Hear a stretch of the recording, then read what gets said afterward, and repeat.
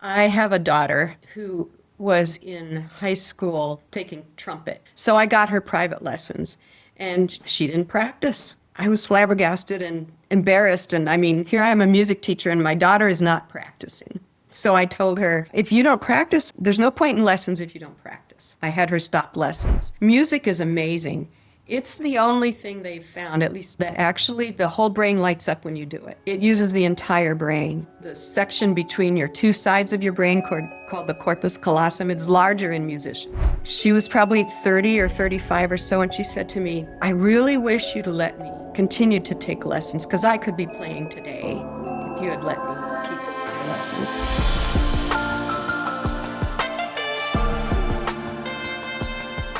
Welcome back to the OpenEd podcast. I'm your sometimes host, Ella, and today I'm joined by Deborah Pratt.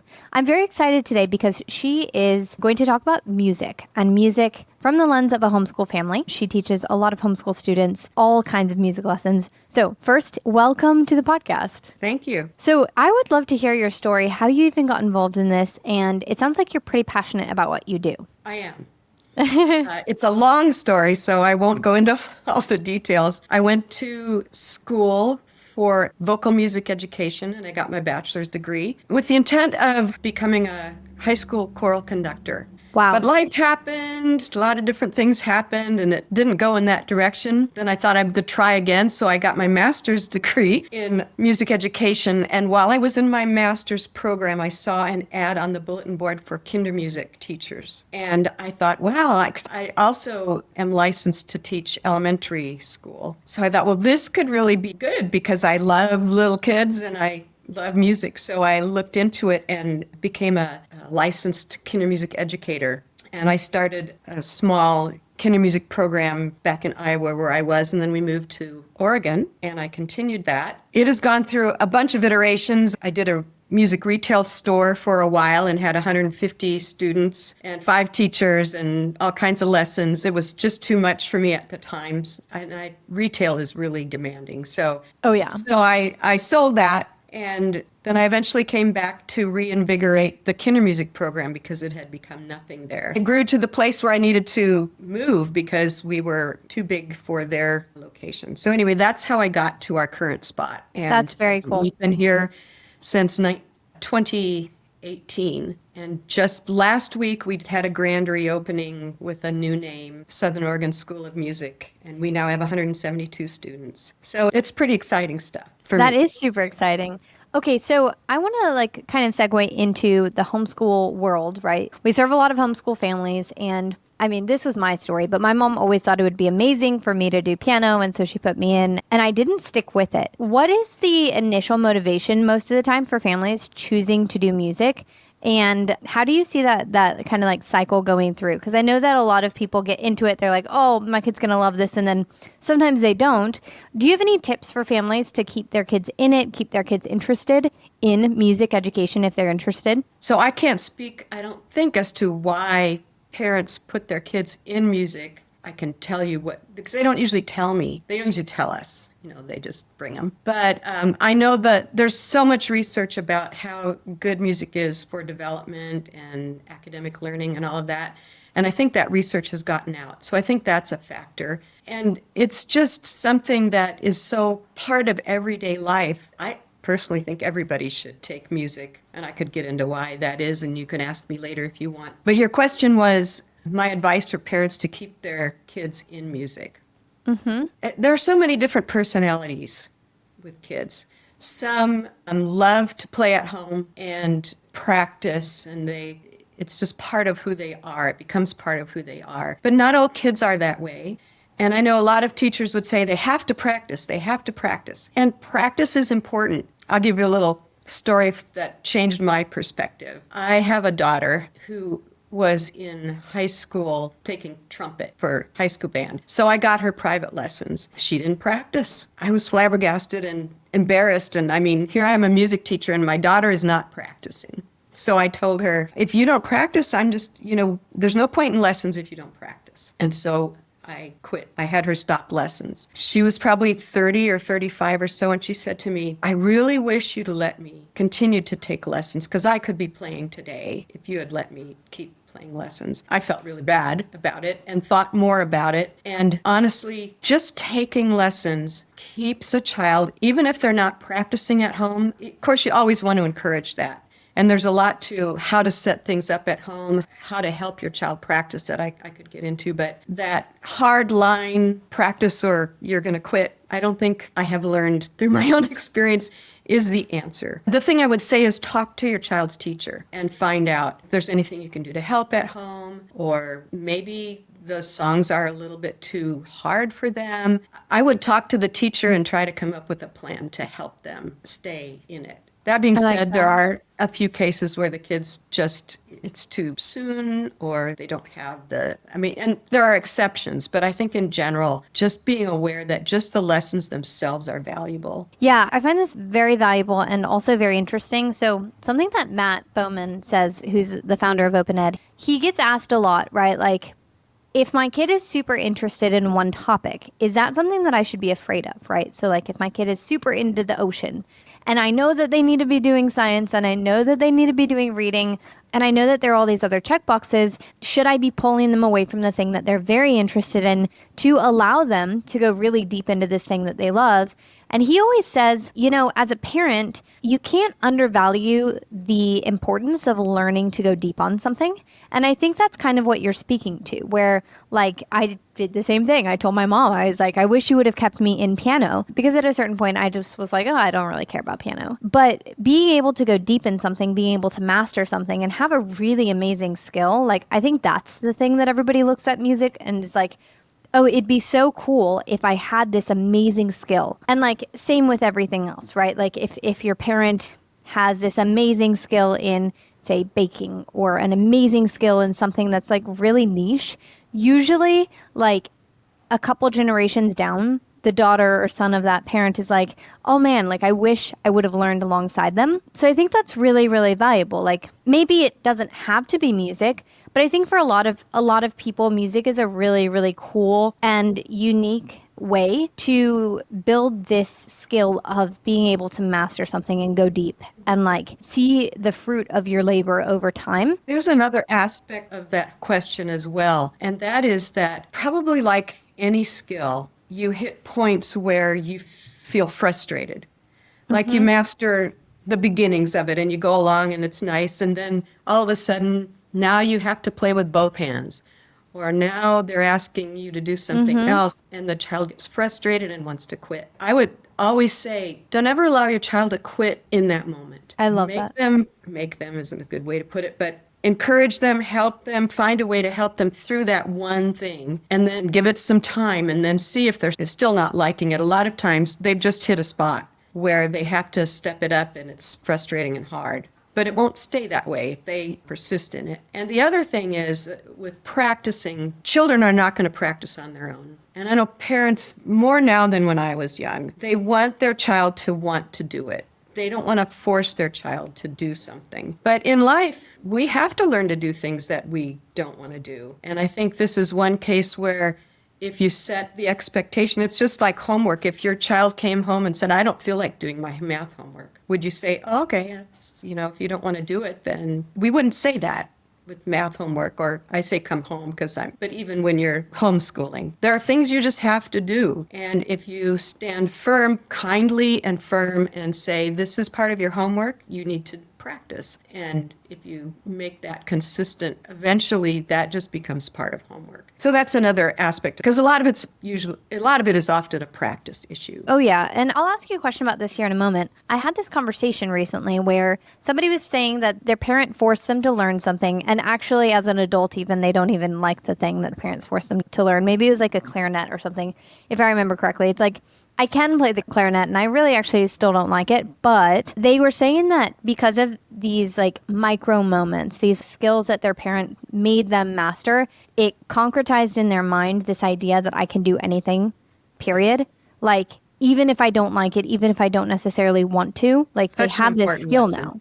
Uh-huh. And I think that is like wildly valuable. So why do you think, and even like thinking to your own experience as a parent and beyond, like that is the cycle, right? Somebody puts their kid into music and then their kid doesn't like it anymore. And so they're like, okay, well, maybe we're going to stick to something else. Like maybe we're going to stick to sports or something that they seem to like more. And right, like part of the issue is that you can only do so much in a day.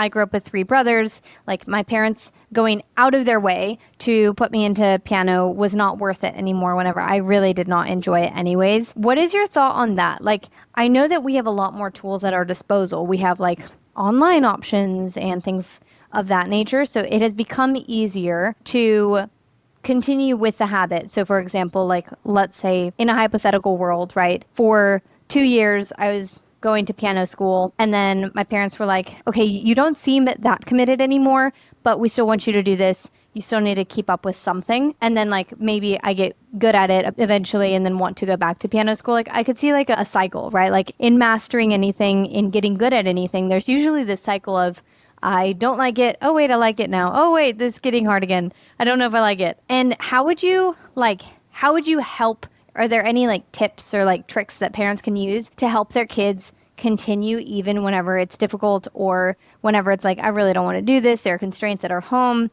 Because I mean, I would say most people can look at a music instrument and say, oh, it'd be cool if I could play that. Well, you have to be sensitive to your child too. I mean, maybe for some people, music just isn't their thing. True. So I'm not saying that in every case you should force your child to stick with it. But like I said, kind of look at, is it because they've hit a hard spot? That happens. And are you teaching your child, well, if I hit something hard, then I just will do something different? Or are you teaching your child, well, I've hit something hard, I'm going to press through this and conquer this? And again, then if they still really don't like it, that's a different thing. You know, you're looking at a different issue. So I think it's important to have a great relationship, talk to your child, understand where they're coming from and who they are. I think it's great to try different things, especially at the younger ages when you have a little more time and the things are, schoolwork isn't as demanding as like high school and middle school. And then at some point, if you want to get really good and really master something, you have to make a choice. You can't do sports and music and gymnastics and dance, but you should try them all out and stick with them long enough to actually accomplish something in it, you know, to maybe a year at least in something, so that you're going through the difficult things and you're pushing through. And a lot of times what I suggest for a parent is they require a full school year of something, like piano. So yes, you can take piano, but if you take it, you're going to stick with it for this entire school year. And then we can talk about it next year if you want to continue that or if you want to try something else. Because if you just do a month or two and, oh, I don't like it, you don't really know if you like it or not yet. You haven't gone through enough of it to get a sense of what it's like to have mastered something in it. And I think that would be true of anything, sports or gymnastics or music. I would agree. I'm curious what your take is on what a good music lesson looks like. There are tons of people that are selling different classes and different lessons. And it is also possible that your kid just doesn't like it because it doesn't suit them. It doesn't work for them. That teacher's method, that approach, whatever it is, it's just not right for them. What in your mind is a good way to like figure that out? Well, what we do here is our goal is to lay a strong foundation that can go for any style of music, but also to find out, well, what's your favorite style? What's your favorite music? And to include some of that in the lessons. So we use, you know, your method books, but we also regularly bring in music that they want to learn. And I think that's a real, I would look for that if I was looking for a teacher for my child. When I was very young, it was not as flexible as it is now. I think that you would find that in most music teachers now, but I think it's an important thing to ask about. Out of curiosity, what is the best way to start introducing music to kids? So like, I mean, there's throwing them into a class and like letting somebody else introduce it to them, but there's also just like creating a culture of music inside of your family. So having musical instruments laying around and seeing, you know, somebody play a musical instrument. And are there any things that you consistently see young kids really gravitating toward or enjoying whenever you're first starting to introduce music to them? Well, before I answer that, I have to say, if you have a kinder music program or a music together program or music garden program. There are several of them. I think kinder music is by far the best, but I teach it, but they're all valuable. It's a mommy and me, daddy and me program, doing music with your children. And that's just a fun way to do it, because especially some people, I don't know what's enough songs to play with. I mean, I don't know what to do with my child, But doing music together with your children in a fun way, music games, playing along with, even if it's just your favorite music, get some egg shakers or fill a Tupperware with some rice and start, shake to the music. You can find things around your house, use a wooden spoon and a Tupperware for a drum. But dancing to music together, playing those simple instruments or homemade things along with music, singing songs together. Again, for some families, I came from a kind of a musical family, and we would sing Christmas songs together at Christmas. And my dad played the ukulele and my mom played the piano, so I was surrounded by that. But if you don't have those skills yourself, something like, or even if you do, something like Kinder Music or one of those other programs is just a huge resource. I really like that. Yeah. It's funny. I mean, I think part of it is also as you get older, like you gravitate toward what your friends are doing. And so if you don't have friends that are musically inclined, or like my family's very musical, however, none of my siblings and I are musical except for one.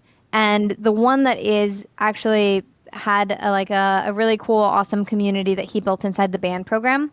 So then he started learning a lot of instruments because his friends were there.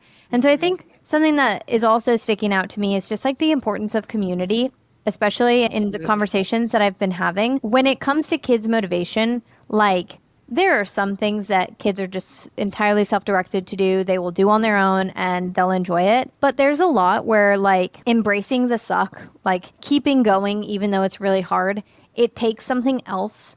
And sometimes that is social pressure, and that's actually a really good thing. So to find communities also where your kids can make friends and want to stick with it because that's where their friends are. And it's just they're doing music, but they're really just hanging out with their friends. Right. I feel like that's also a really good method for families to find if they want their kids to stick with it and if it's something that their kids are interested in.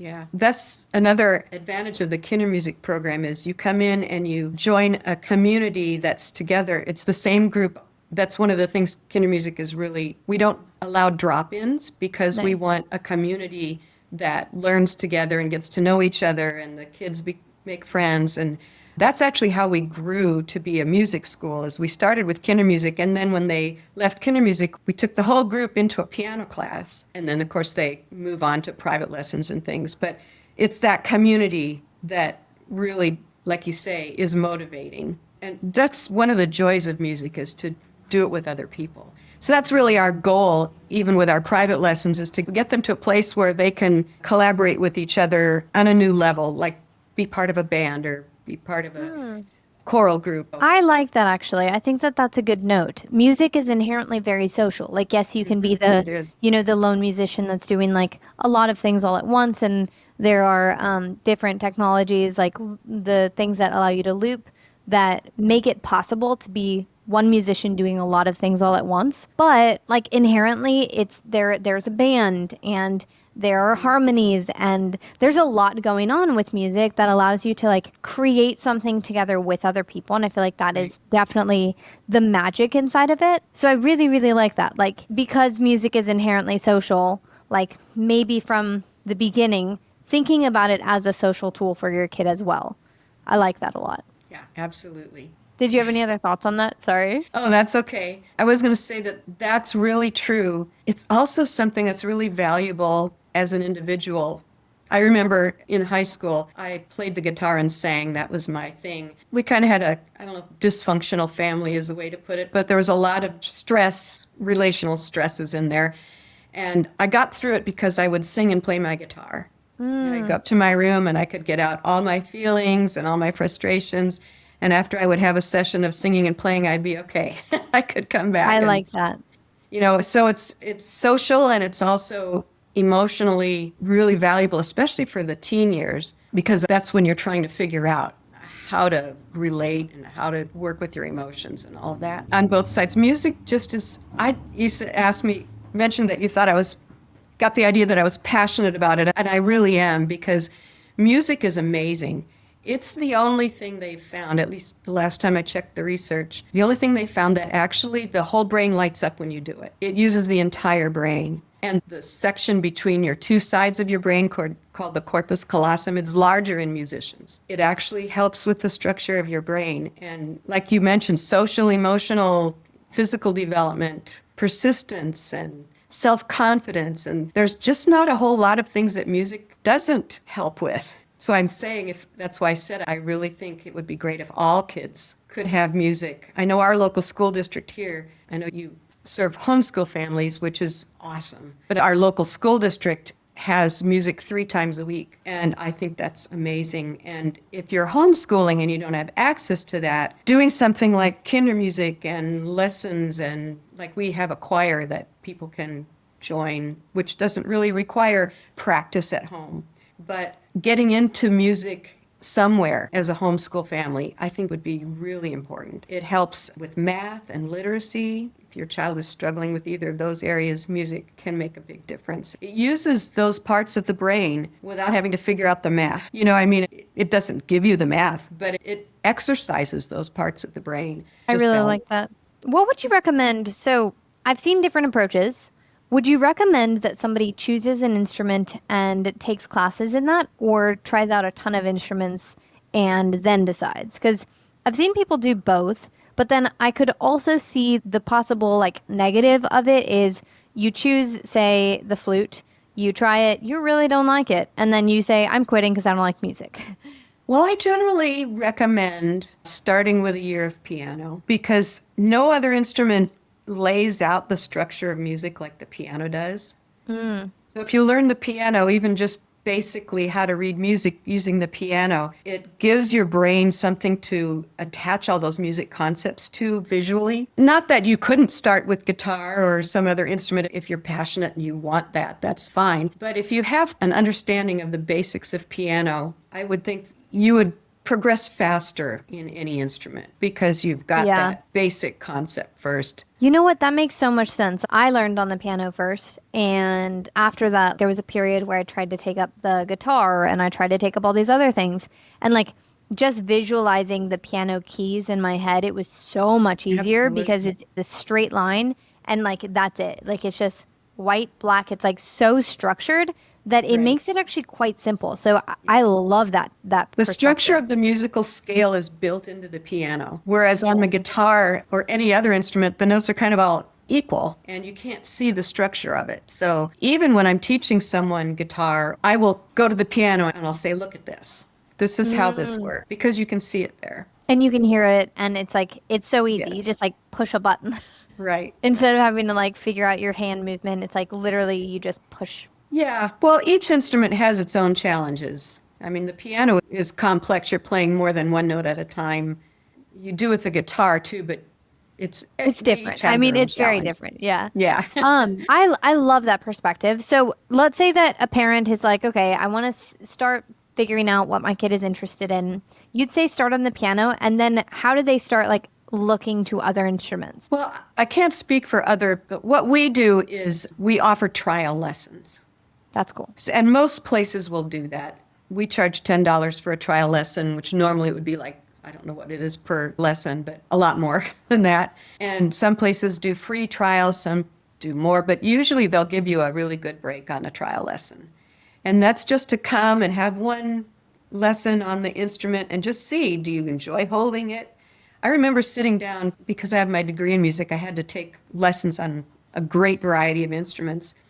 And I remember sitting down with this one instrument, the French horn, and I went, oh, this is awesome, which I didn't feel that way about all the other ones. And I did take horn lessons for about 10 years, but they might have that kind of experience just sitting down with it. That is an amazing idea. And and that's probably a good way to test. So you start with piano and then maybe look around your area. Okay, where are there some amazing music areas, music studios?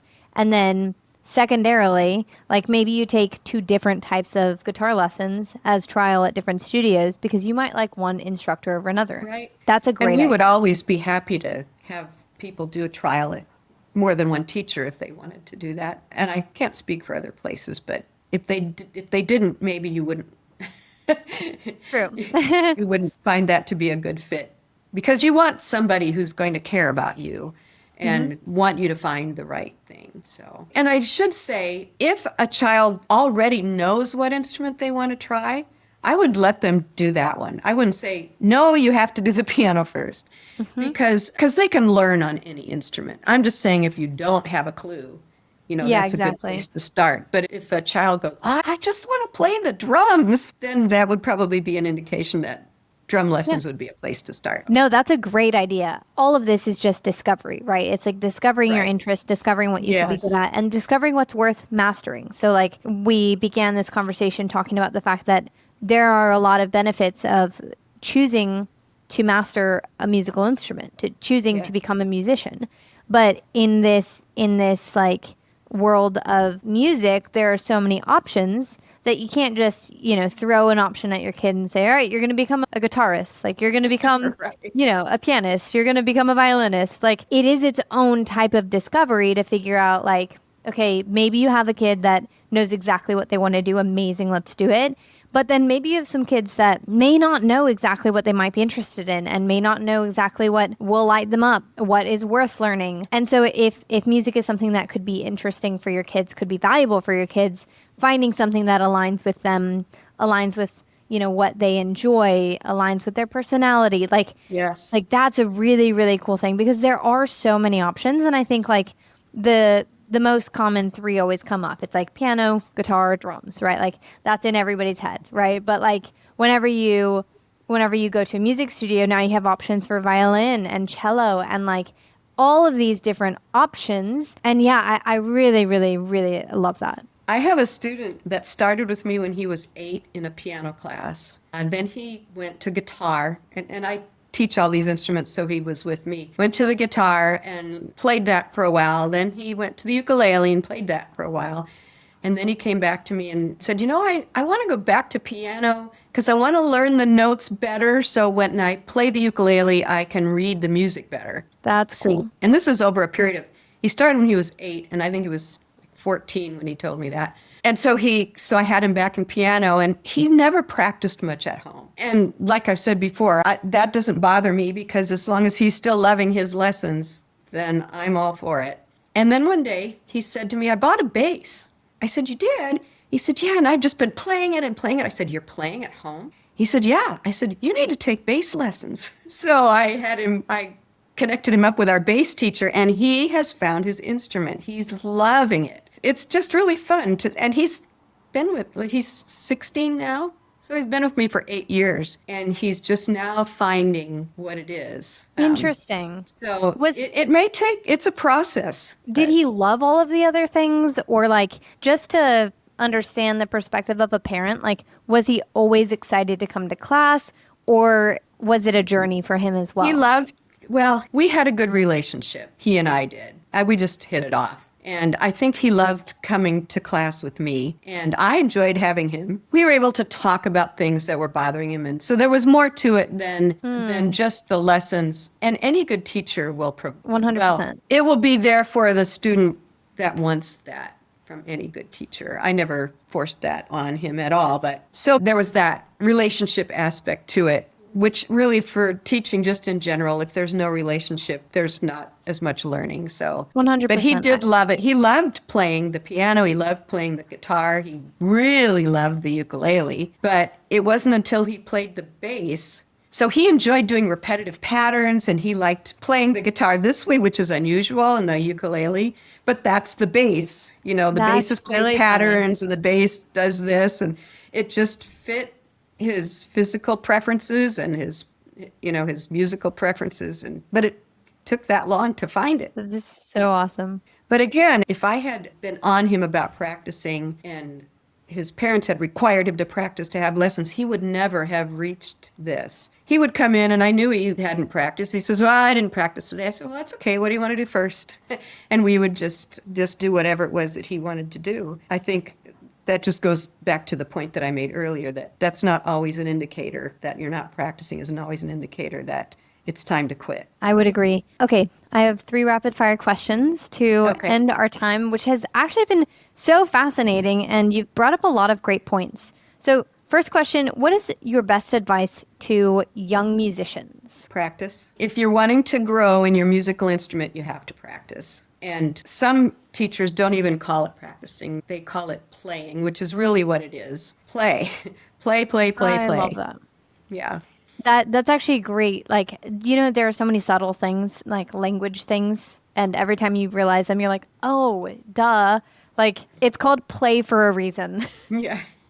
That makes sense. Okay, second rapid fire question. What is your best tip for parents to get older kids excited about music? To get older kids excited about music, excited about studying music, do you mean? Yeah, like playing an instrument, committing to it, doing it. I don't know. I haven't thought about that because most kids love music. I guess I would just talk to them and find out, what kind of music do you like?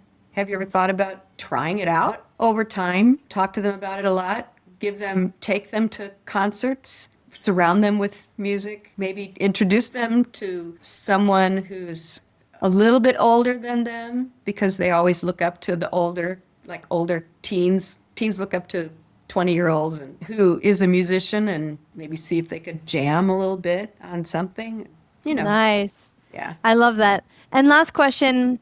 Do you have any ideas for bringing music into the home? Into the home? Mm-hmm. Well, these days, it's just so easy. Find some things on YouTube to watch. There are all kinds of concerts on PBS TV that show the entire concert, bringing it into the home. Are you speaking about, can you maybe make more detail on what you're looking at there? Yeah, like if I'm a parent that really wants my kids to enjoy music and I am thinking about ways that I can surround them with it more, ways that I can bring it into their lives, ways that I can just like subtly mention it and get them excited about it. What are some ways that I could do that? So like as an example, maybe you have music instruments in your home or maybe, I was just going to say that. yeah, and you mentioned earlier like taking them to concerts, but like getting them really excited with the idea of what music could be for them. Yeah, especially older kids, if you just have a keyboard around and a guitar around, or ukulele's easier than guitar even. I don't know about drums. If you can get a digital drum kit. Right. I mean, if you're really wanting to give them just something to try out. The thing is that's not that can be an expensive proposition, is to bring all these instruments into your home. I love that. That's a great thing. And most of the families in the OpenEd program, a lot of them have used their OpenEd resources to purchase music lessons. Deb, this has been amazing. How can people find you if they would like to? You mean me personally? Or your music school, if they're in the Oregon area and they would love your music school. Yeah, our website is SOSchoolofmusic.com. And we also have a Facebook and Instagram page. SO School of Music is our handle. That's awesome. Yeah. Well, we'll include all of that information in the description as well as in all of the links to the article for this episode. If anybody has any other questions, I'm sure Deb would be happy to answer them. But this was a phenomenal podcast on music, the value of it, and just approaches to how families can bring it into their home, bring it into their kids' lives. So thank you so much for coming on the podcast. You're welcome. And I can also say you can do an AI chat and just ask, what are the benefits of music lessons? And you'll get all the reason you would ever want for why it's important for kids. That's a great idea. Well, we will kick it off with that. And I hope that you all look up what music lessons will do for your kids in AI. If you do, feel free to message us and we'd love to see it. All right. Thanks.